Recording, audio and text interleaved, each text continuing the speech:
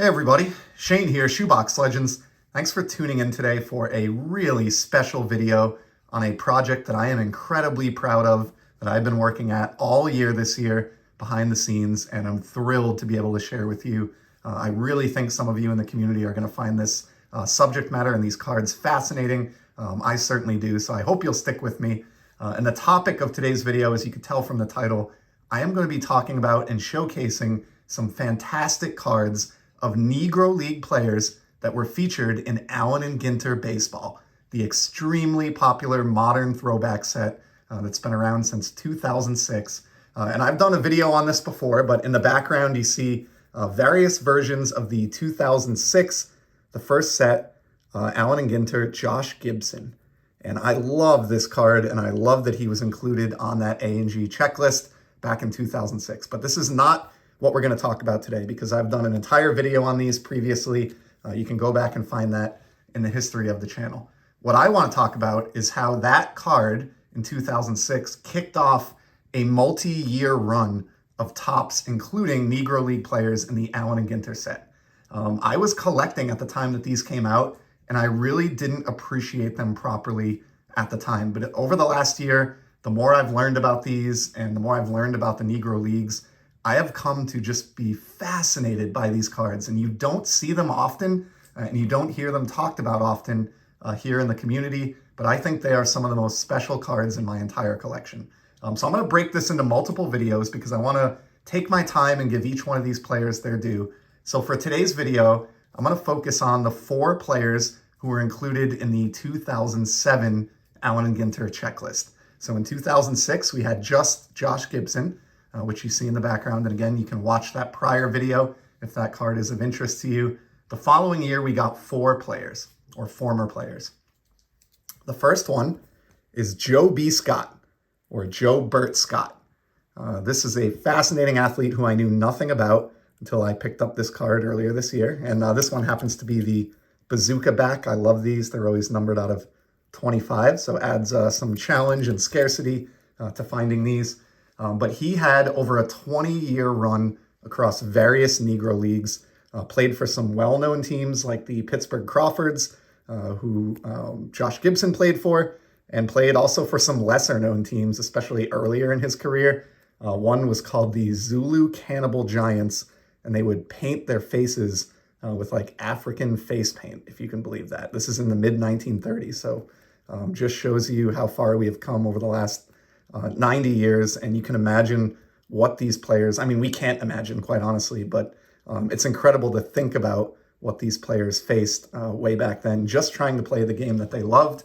And a thing that I really admire about every one of these guys, all 4 that we're going to see in today's video, they served in the military as well during one of the key conflicts in human history, World War II. In the case of Joe B. Scott, he was in the Army in World War II. So he got this Allen and Ginter card in 2007. I suspect he was largely chosen because he was still alive. He was one of the last living players from the Negro Leagues.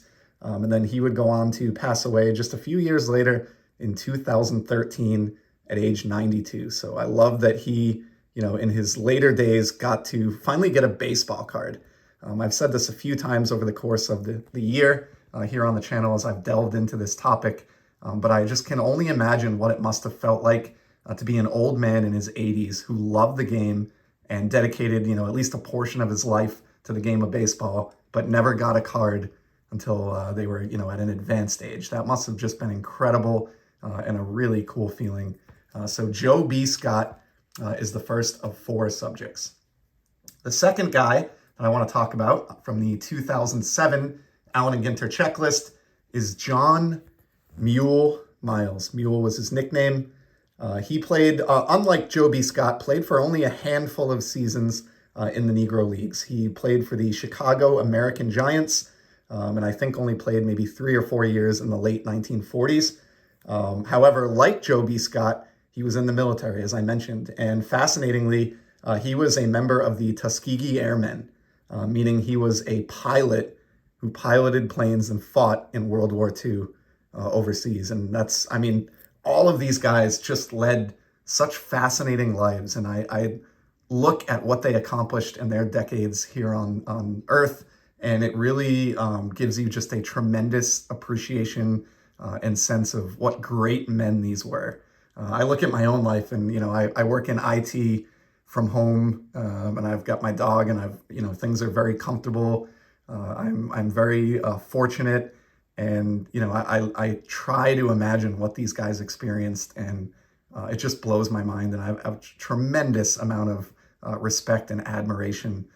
I can't imagine playing in the Negro Leagues, back in the day, and also piloting a plane and fighting against enemy pilots overseas in that conflict. It's mind-blowing to me. So John Mule Miles is just fantastic. He passed away also in 2013, so a few years after this came out. He was age 90 when he finally passed. Now, what's really cool, and my favorite cards as far as these go, I don't have the Joe B. Scott, so I couldn't lead off with his, but Topps wisely got these folks to autograph some versions of their cards. So this is the pack-issued John Mule Miles Allen and Ginter autograph. So this would have been, just like the standard mini, some collector found this in their pack of 2007 Allen and Ginter baseball. And to me, it is just mind-blowing.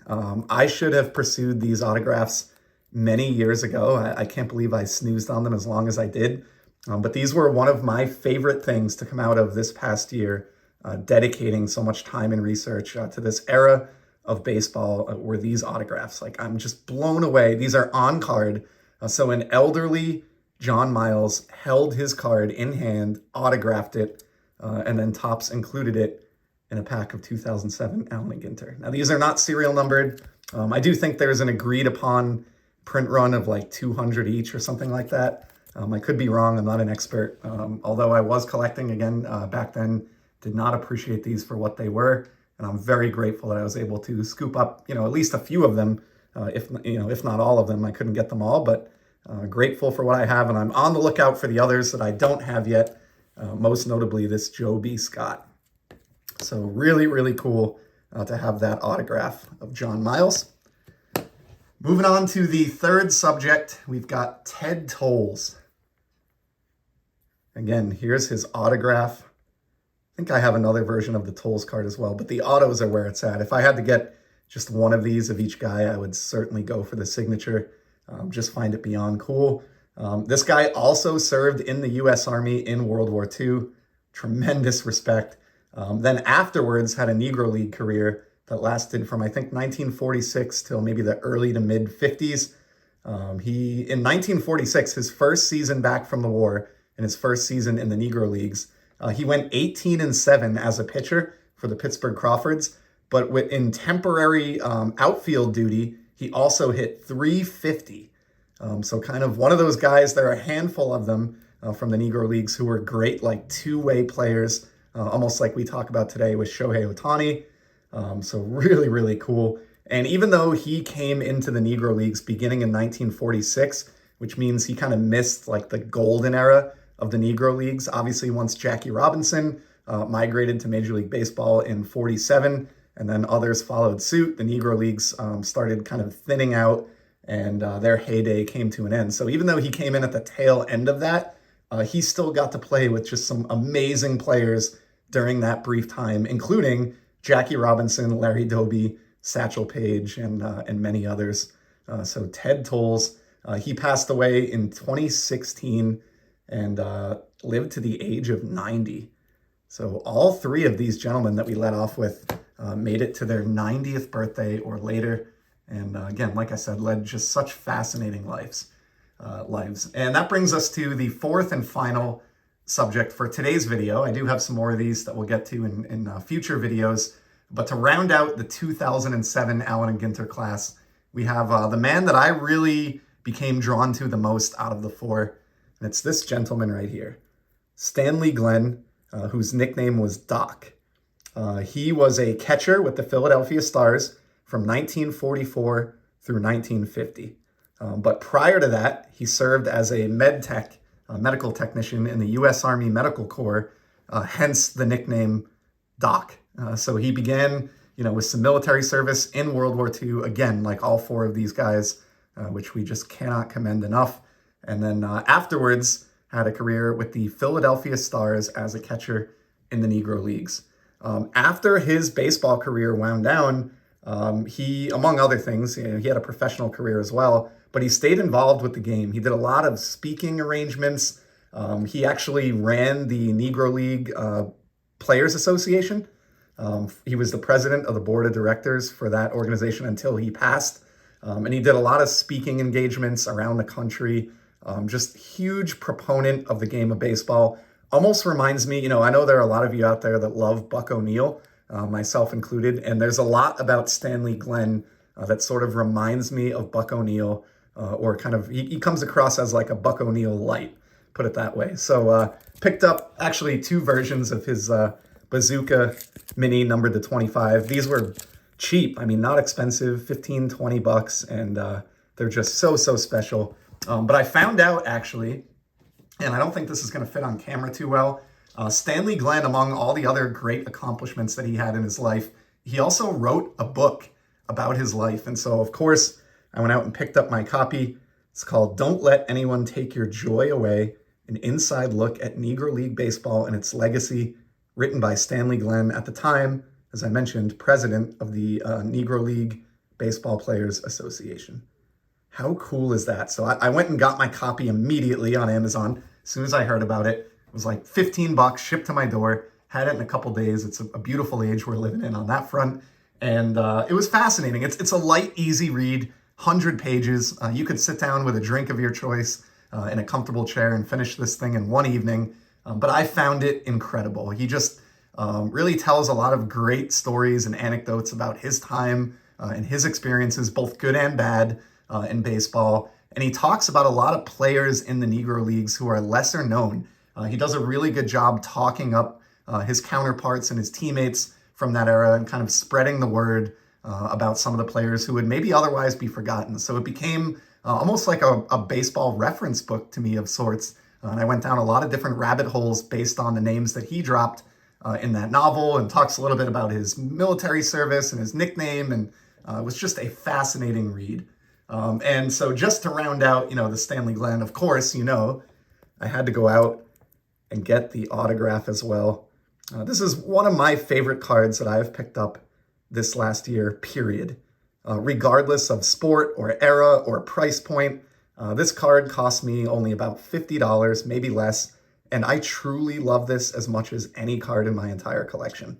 I just can't stress enough how cool it is. I guess I just ignored it or didn't pay attention for the longest time that you could get on-card autographs of these gentlemen who just led such fascinating lives for such cheap coin, at least, the way our hobby is today.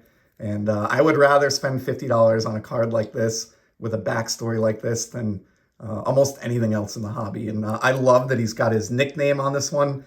He has signed it Stanley Doc Glenn. That is just incredible. And I feel honored to have these in my collection. And I really commend, I've said this before on the channel as well, but I commend the folks at Topps for thinking to include these guys before it was too late. They got these 4 individuals into the set and with autographs and out in packs in the year 2007. And in the case of Stanley Glenn, he passed away in 2011 at the age of 84. So if they had waited even 3 or 4 years longer, we would never have this baseball card, or at least not an autographed version of it. But believe it or not, that's not my favorite Stanley Glenn card that I've picked up this year. This one's obviously very similar, but I like it even more for reasons that I'm going to explain here. So check this one out. Was able to find a hand-signed or in-person or through the mail autograph of Stanley's card. Now, why is it that I like this one more than the standard pack-issued autograph? Normally, that would not be the case. I am way more into pack-issued autos than I am of in-person or through the mail. But when you really think about what this card means and what it signifies, I think it's 100 times cooler than even the pack-issued auto. And what do I mean by that? Well, I mentioned it earlier in the episode. I can imagine how these guys felt in their 80s, finally getting a baseball card. Being contacted by somebody at Tops who let them know that they were going to be included in 2007 Allen and Ginter, letting them know they wanted them to sign some cards and that kids everywhere would be pulling their cards out of packs. That had to be just a mind-blowing and gratifying experience for these individuals, or satisfying experience for these individuals. But to take it a step further, to be Stanley Glenn, and to know that not only were kids and collectors everywhere pulling your baseball card out of a pack at long last, but that on top of that, somebody was interested enough in the card and in you and in your story to send you one through the mail or find you in person and ask you to sign it. That had to just, after everything that he must have experienced and seen across his lifetime, to be able to get a card in the mail from a fan asking for an autograph on his very own baseball card as an 81-year-old or 80-year-old gentleman, I would imagine it would be, one of the many highlights of his incredible life. And I liked the idea of it so much that I was even able to find a PSA DNA authenticated copy as well that he signed at some point through the mail or in person. So these would be my favorite two out of everything that we looked at today, just because of everything I just covered and the feeling of elation that I can imagine an 80-something-year-old man having, checking his mail and finding a baseball card that a fan wanted autographed. So I tip my cap to the folks at Tops for doing these. As I mentioned, I will do another video or two as I have others of these. They did continue this program over the next 3 years or so, even after 2007. Basically, as long as some of these guys were alive, they kept including them. So we'll look at some of those other cards in a future video. But for today, we've gone on long enough, and I think these four guys stand on their own. I truly appreciate you checking this one out. This is one of the most meaningful collections that I have assembled in my time in the hobby, and it means a lot to me that you would spend your valuable time learning a little bit about these amazing players. So if you enjoyed these cards, go out and find a version for yourself. There are plenty of different parallels and options out there. You could grab these anywhere from $1 up to $100 or more if you want certain autographs. But highly recommend adding a couple of these to your collection. Thanks again. I'll be back soon with some more content.